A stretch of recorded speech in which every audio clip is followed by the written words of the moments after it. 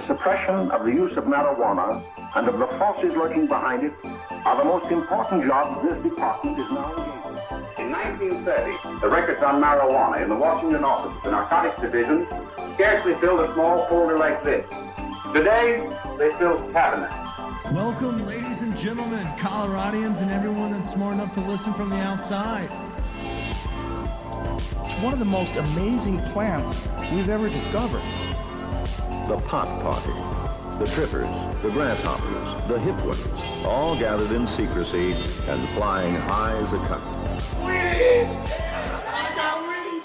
Hey y'all, right before we get to Chef Alex Seidel, James Beard Award winner, kick-ass pizza maker, and dear friend of the program, I wanted to take a second just to say thank y'all so much. Obviously, we started a campaign for a GoFundMe for my mom, who recently beat throat cancer and is now navigating the quarrels or trials and tribulations of having her house struck by lightning, caught fire, and having to evacuate, losing her business.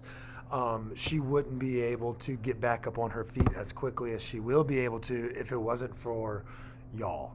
And so I just wanted to say thank you. When Chris and I are back in studio next Tuesday, we'll talk more in depth about it. But I didn't want this episode to air on Thursday without me just being able to convey how thankful and how grateful and how appreciative I am of y'all's generosity, kindness, and support. So thank you. I hope everyone has a great weekend and enjoys this interview. Cheers. Welcome back, ladies and gentlemen. It's Stoned Appetit interview time, presented by Bensk. Bensk has got some kick-ass products coming out of Standing Akimbo right now. We're talking concentrates. We're talking pre-rolls. They've got delicious full-cone flour over there, great hash, and fantastic carts as well. All available at 3801 Jason Street. All you need to do is get your med card, and you will be saving hand over fist in 2023. While everything else in the fucking world costs like $70 million, at least we know you can get a friendly price cannabis product over at Standing Akimbo. Today's interview, we are sitting down with the man, the myth, the legend. We haven't seen him since, season 1. James Beard Award-winning chef for the Rocky Mountain region, 3-time restaurateur here in Denver, Chef Alex Seidel. Chef! Hey, woo! Yeah, you hear those jeers. The crowd goes wild. Yeah, so it's been a minute since we've seen you. What you been up to? Staying busy as always. How you doing? I'm doing fairly well. Thanks for coming out to the west side. Yeah, so we're coming to, for those that don't know, Chef Alex has 2, I'd say high-profile restaurants in the pretty much smack dab in city Denver. Fruition over in Cap Hill, and Mercantile, which is the beacon of the Union Station crowd over there. But now we're coming to y'all from out here in Green Mountain / Lakewood. I would call it just suburbia, on the corner of Jewel and DeFrame at your new your pizza shop, Roca's. Yes, absolutely. Welcome to the west side again. Dude, you could get profiled by some police out here. We're out here. Well, I live out here. I've lived out here for a long time. I'm 3 minutes away. Oh, okay. So this is my hood. That was going to be my question. I was like, you had like a stranglehold of like fine dining in downtown Denver. What made you want to shift gears? Well, I opened Chook a few years ago. And I always forget that you have like 70 million of those. No, just 4 of them.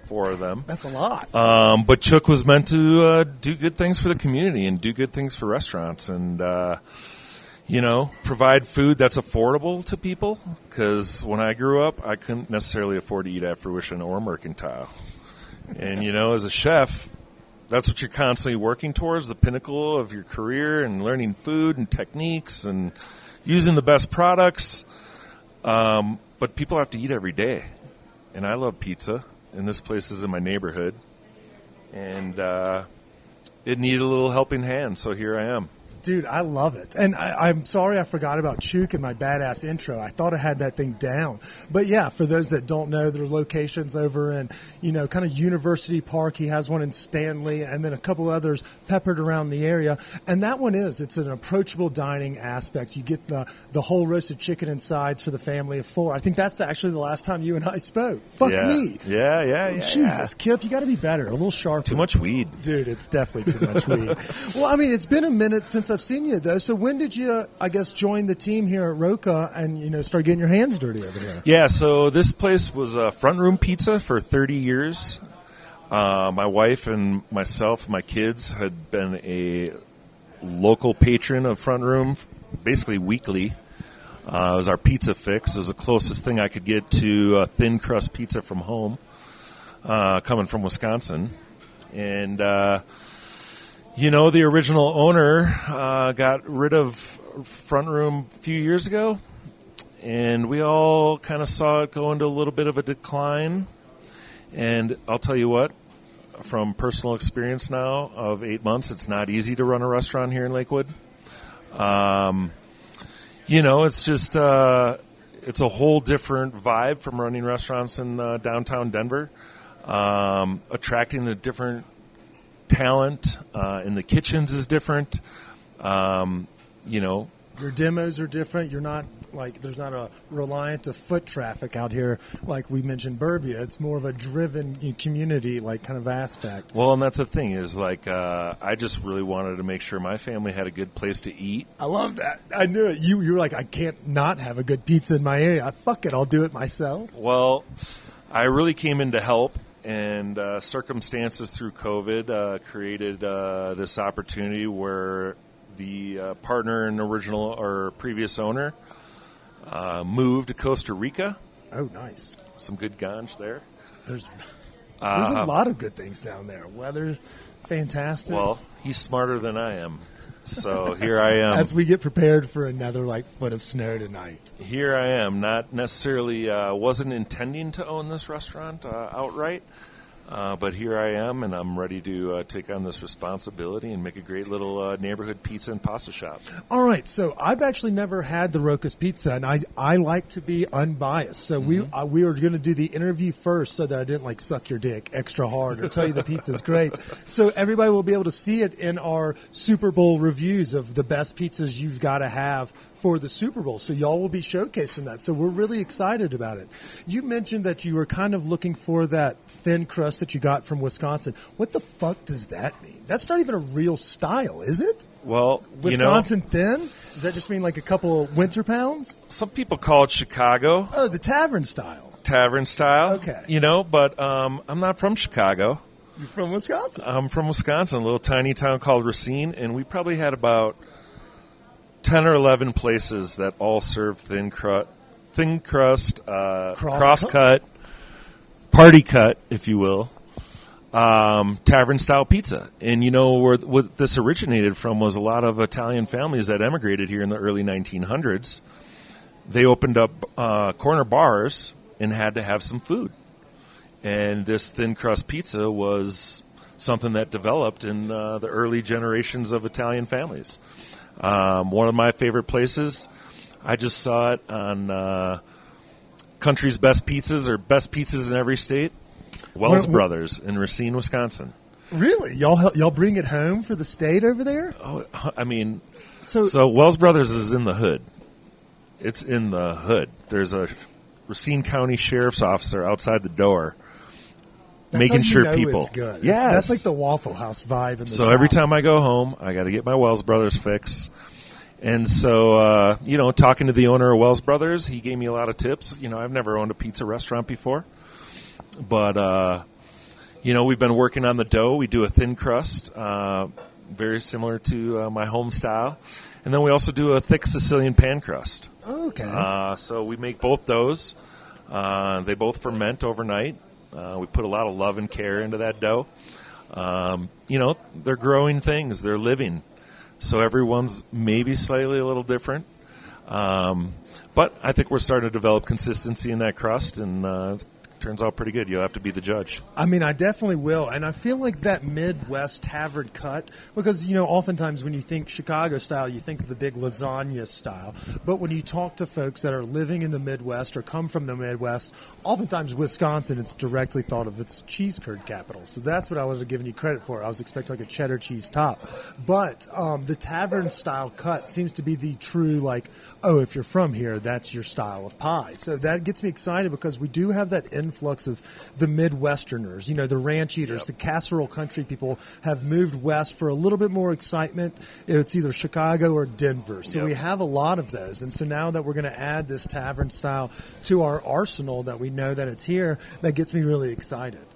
I've read quite a few responses or emails, people that have sent in, like, just thank you so much for bringing home the home connection to pizza, because nobody does it very well out here. It's, that thin crust pizza is, I think it's a trend you're going to start to see a little bit more of. I couldn't agree more. Because obviously it went to Troy, and now we're, that had its hype for a few years, and it's still good pizza. No, the fluffiness and the square pies where all the toppings that's inverted. I think we're going to go shift to a lighter bread going forward. Go thin. Well, even this thick crust that you try. Is it fuckworthy too? It's light. Oh, really? You can enjoy more than 2 pieces of thick crust so pizza. It's not as stodgy. Right, exactly. Okay, so I'm not going to ride your dick because I hadn't had the pizza yet, so we'll see how it is and if he actually holds up to this fluff he gives it. But you mentioned, it's different running a restaurant in Lakewood, but it's also different running. I've never run a pizza shop as well. What are some of the biggest differences you've noticed, not only from the demo shift, but also from how you run the operation from juxtaposed to a Fruition, where you probably have about the same sized restaurant, but a different, neighborhood? Well, it's very unique being in this neighborhood in the fact that there's different clientele. There's different clientele in different pockets and different neighborhoods within Green Mountain. So you get a very sophisticated palate, one that travels downtown and, might have a wine cellar in their basement. Oh, we got that kind of crowd out here. And then you might have somebody that,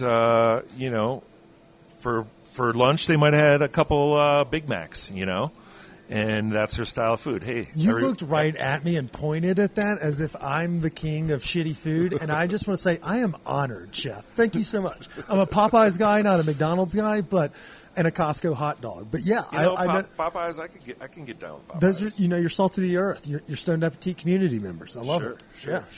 And then you got the growers as well. We see lots of sheds that are putting off some BTUs this afternoon. I mean, you have a mixed bag out here. How do you make that approachability for everybody? Is it friendly priced? I think we're still trying to figure that out, to be quite honest. We are on our second menu here. Okay. We're about ready to change into our third menu. I think we've learned some things. Making handmade pasta in a neighborhood is not something every neighborhood joint does. But we just want people to know that we use fresh ingredients, because for 30 years, the ingredients used here were frozen, pre-cut, pre-sliced. They didn't even have a saute pan in this kitchen to cook things. It was like microwave and deep fryers back there? It was microwave, and then everything was run through that oven. Yeah. Yep.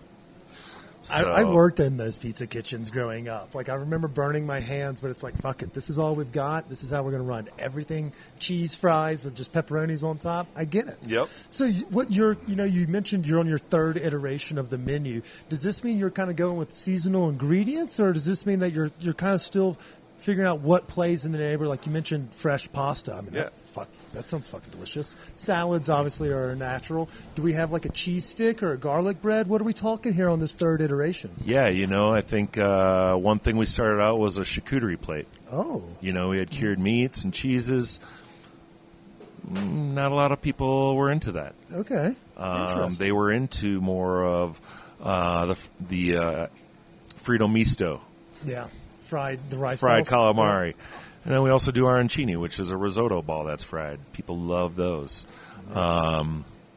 Pastas. People seem to love the pastas, but they gravitate towards a few. So we've added some more approachable pastas, like a chicken Alfredo. There Everyone you go. loves You've got a chicken something Alfredo. For everybody. Exactly. It's like, we're going out, but the kids, they want a pasta and a pizza. We can get them that and still eat it ourselves, So really trying to bring approachability and build trust so that it gives us an opportunity to explore and do more fun things in the future. I fucking love it, dude. I mean, so you have a nice decor. You know, it feels like that old Italian vibe, like you mentioned, from, you know, the corner bar having a place where you could find a snack.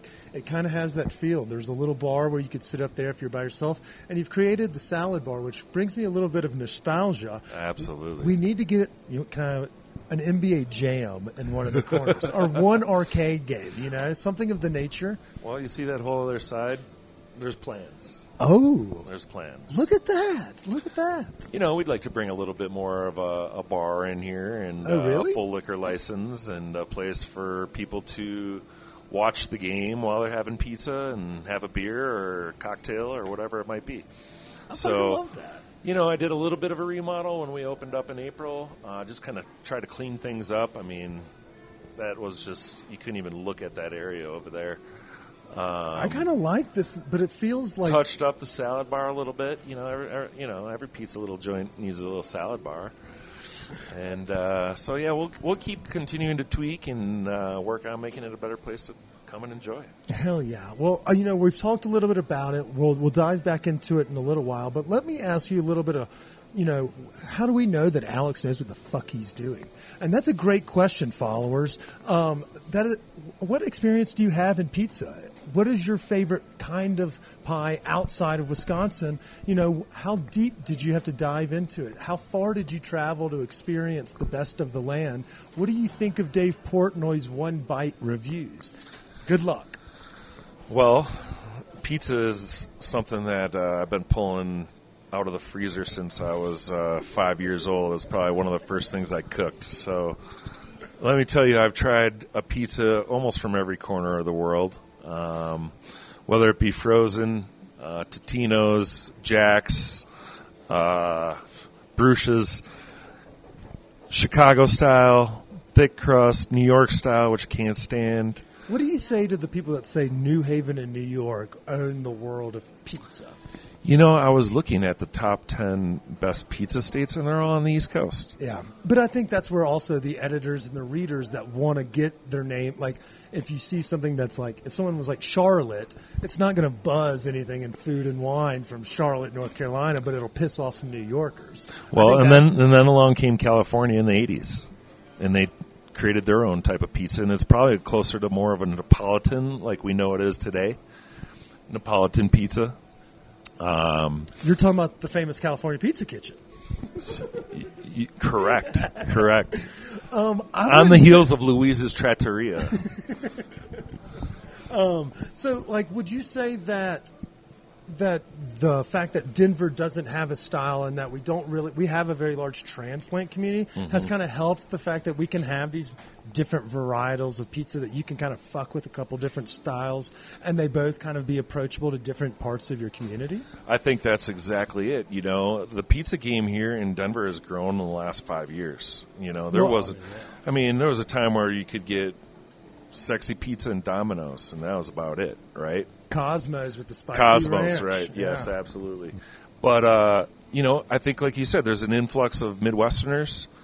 People from New York are moving here. There's fucking people Texas. from California, Texas. I mean, everybody wants to come hang out in our state for good reasons. However, they're bringing all that influence. And, you know, you've seen the Detroit pizzerias open up, and you've seen some Italian versions of, you know, little trattorias and Neapolitan pizzerias. Those traveling across the world, those are some of my favorites. That's what really inspired me on pizza, was that handmade, hand-stretched dough. I do have a pizza oven in my backyard. Do you go with the uni, or do you have like a real fuck around and find out kind of pizza oven in the back? You know, oh no, I just have a brick oven. Oh, you just have, like, you can just fuck around, throw a pizza stone down and cook on it? Or do No, you I like, a have an dedicated actual pizza? domed pizza oven. Of course yeah, you do. That was a yeah, stupid well, question. well. I said the uni as if he shops on Amazon for kitchen equipment. I am not Shout out to familiar our with the friend- uni. What? I do have a friend that just told me about it, though, and Oh. now that you bring it up, it put two and two together. Yeah, it's like the Amazon. this is- sorry. Wood. Shout out to our friends Dome. over at Bar Green Ellingson. I didn't mean to shortchange you. Don't buy your restaurant equipment from Amazon. Shout out to our friends over at Bar Green. So yeah, I've been playing with dough for a long time. Okay. You know, and different percentages. I like making bread. I have a bakery food mill that we do viennoiserie, croissants. So I've been playing in dough for a long time. Pizza dough is just a different dough. There's pasta dough. I've been playing in that a long time. They're all just things that take feel and time to get used to, but once you do, it can be magical, right? I love that. So yeah, I don't have a lot of pizza experience working in restaurants. I did work in a couple Italian joints that did serve pizzas, and I've tossed pizzas in my life. But this is a first. This is a pizza-dedicated restaurant. That's awesome, man. Yeah. And I mean, what you've also seemed to recognize is that, honestly, with what is to come and, when your child is full grown and how you see it out, pizza, a beer, and maybe a Broncos Super Bowl in the future, RW3 and whoever y'all's coach will be, that's the recipe for success. So I like where your head's at. You mentioned you've had everything from a Totino's to a Jack's to a Screamin' Sicilian. If you could only have one frozen pizza for the rest of your life, which brand would you go with? Probably the Jack's. Really? Yep. Huh. Jack's thin crust. I like the Tombstones, which are in the same camp of like $4 to $6. I think Kraft kind of bought them all. Or someone did. PepsiCo probably owns it, and Kraft. It's like they're probably owned by all one company at this point. But yeah, Tombstone's very similar. They used to have the Tombstone, brick oven pizza. Did you remember that? The brick oven pizza. It was Did that have a rising thin crust. Oh no, I don't know. They got rid of it. I got food poisoning one time from a recalled DiGiorno. So the frozen pizza game gives me the willies, but obviously I don't stop eating them. We have not stocked frozen pizzas for many, many years. Yeah, so you've been just making dough, and it's like, if you want pizza tonight, well, by God, I'll make the dough right now. That's how it was? It's either that or go to our local Roca's here and get a pie. Okay, that's nicely well played by there. Yeah, I was thinking of the meme where they're like, I want McDonald's, and they're like, we have McDonald's at home, but you're a James Beard fucking chef, award-winning chef, so it's a little different. You're like, I've got that beat. Does it cringe if your kids ask for something like a Pizza Hut or a Papa John's? Like, we're not ordering from that racist cunt. Listen, I don't discourage or form too many opinions, but my kids grew up eating pretty well, eating in good restaurants, and my kids don't go to McDonald's. They don't eat chicken nuggets. They don't really? Not even Dino Nuggets? My kids won't even eat a hot dog. Okay, well then your kids need to come on this podcast. Who has never had a hot dog or don't enjoy a hot dog? Talk to my son, Jack. He might be here tonight working. Damn it, Jack. I'm going to be here for a little while now. Okay, so we're in the home stretch. Chef, I appreciate you joining us again. We're coming to y'all from Roca's Pizza and Pasta. It's located on the corner of Jewel and DeFrame down here in Green Mountain / Lakewood. Takeout, do we also do delivery? No delivery at this time, but we definitely do takeout. Yeah, so you can online or call over the phone.